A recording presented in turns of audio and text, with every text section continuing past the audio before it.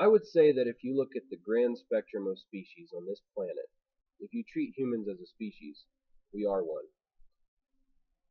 You will not find many that don't prey on other kinds.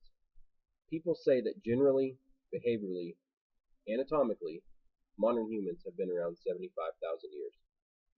On this continent alone, people have hunted for 15,000 years, notwithstanding the last couple hundred years. So to not hunt is in some way historically off the mark. It is a new route, and to not hunt is fairly a new experiment in human sense. To ask a wolf not to hunt anymore is an impossible question. If someone comes to me and says they don't want humans hunting, I ask coming from what perspective? I know that life is sacred. I admire the deer, but I admire the idea of the deer more than the individual deer. And I can assure you that I know more about deer than you will ever know. And I've learned that from hunting for them, and I probably care about them in a way that's deeper than something you're going to experience from having a removed perspective on it. And beyond that, I can't really say much because, like all predatory animals with canine teeth, we eat meat.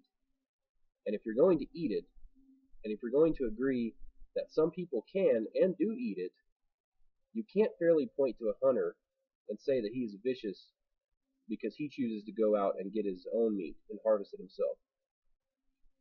This was a response from Steven Rinella to a question about veganism during a book signing event. He makes a good point in showing how humans that have been hunting for 15,000 years and how humans are built for hunting and eating meat.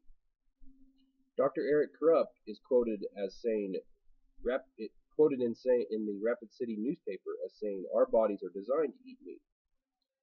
He says, with apologies to vegetarians in the audience, humans have incisor teeth for cutting meat, hydrochloric acid in their stomachs for dissolving it, and a long intestinal tract for digesting it. Hunting also has a large impact on the local economy. The Mission Department of Natural Resource website explains that in Michigan, hunters boost the state's economy, spending $2.3 billion on trip-related expenses and equipment in 2011. Wildlife watching activities bring in $1.2 billion in trip-related expenses and equipment annually.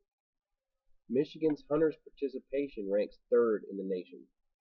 795,535 licensed hunters in 2011 contributed nearly $28 million in federal funds to wildlife management and wildlife habitat restoration. The NRAILA.com states that hunting is an integral part of the fabric of our economy and cultural heritage, and that it is also important it is also an important wildlife management tool. Everyone benefits from this excise tax that hunters voluntarily pay on guns, ammunition, and outdoor equipment. Since 1937, hunters have contributed over $4 billion through the Pittman-Robertson Act for the benefit of all wildlife species. These dollars have been used to purchase millions of acres of public lands. The U.S. Fish and Wildlife Service says hunters and fishermen fund nearly 75% of the annual income for all 50 state conservation agencies. Through license fees and excise taxes on arms, gear, and sportsmen contribute $200 million per year for wildlife conservation. The NRAILA goes on to say that often camouflage from the public eye, the efforts of hunters as conservationists over the last century have restored America's game populations and enhanced the habitat of numerous wildlife species.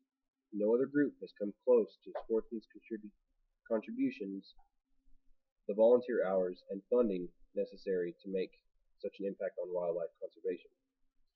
One can conclude that hunting has many benefits for the average person, and the micro and macro economies that surround this activity. There can be a bad image given to people who partake in this event, but when the sportsman educates himself with facts, they can be sure to inform any person who questions their choice to procure their own food.